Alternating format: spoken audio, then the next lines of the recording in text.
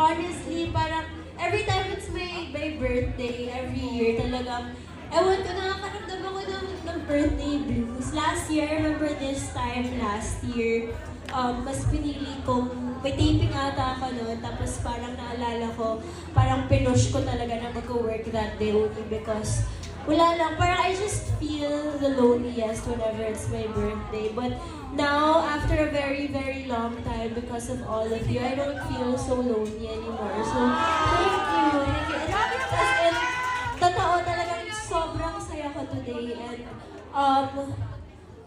wala, yun na, I just really love you guys. Thank you so much for making time for me. Thank you for making me feel loved.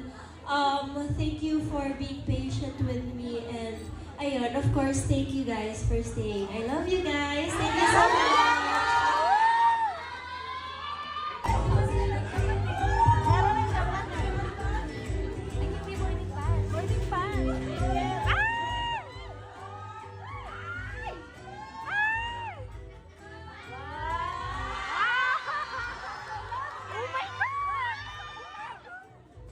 Happy birthday, Bianca. So this is our gift for you.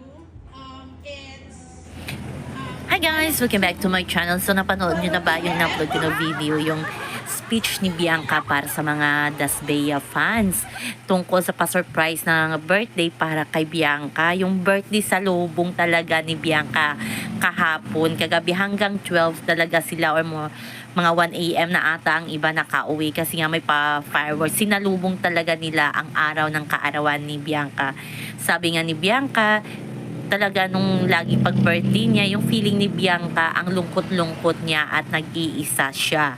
Pero ngayon, iba na kasi nga, thankful daw siya sa Dasbea fans kay Dustin na nagstay at hindi nagsawa at grabe yung patient daw sabi ni Bianca, thank you for staying. O diba, nakakatouch yung sinabi ni Bianca, yung pagstay daw ng Dasbea fans, yung hindi pagkawala. Siyempre, naintindihin na natin yan dahil nga sa fan service na yan kay Will. Pero nandoon pa din, hanggang ngayon nandiyan pa din ang Dasbea para sumuporta sa kanya. Si Dustin ay pangiti-ngiti lang, pero makikita mo kay Dustin na proud siya at masayang masaya sa pa-surprise na party ng Dasbea fandom kay Bianca. At nandoon din ang Solid Dustin, may gift din sila kay Bianca, diba? Nagkaisa ng Solid at saka yung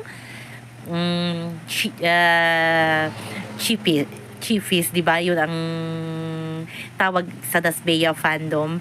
At sabi nga ni Bianca, talagang masayang masaya daw talaga siya. Kay tatay ni Bianca, si Tito mo nagsabi talaga na napakasaya nila ng gabing iyon sa hinanda ng Dasbea. At ang bongga, ang yayamanin ng Dasbea fans. May pa London trip pa na ibinigay kay Bianca. 2 ticket ata yon. Sino kaya ang makakasama ni Bianca papuntang London? At ang bigatin talaga ng mga regalo nila kay Bianca at the end may pa fireworks pa, o diba? So na guys ang ating update sa ngayon.